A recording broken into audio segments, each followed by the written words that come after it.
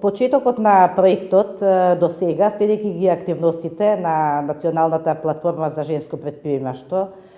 сметам дека многу работи се постигна и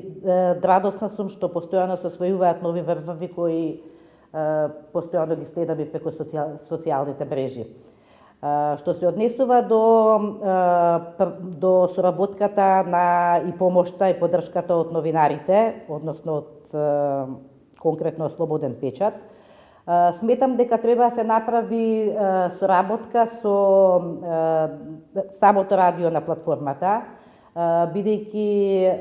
иако се занимавам со темите на жени претприемачки, убаво е да се биде во чекор со тоа што го работи платформата и да се да се стави медиумот, промоцијата во служба и на промовирање на платформата.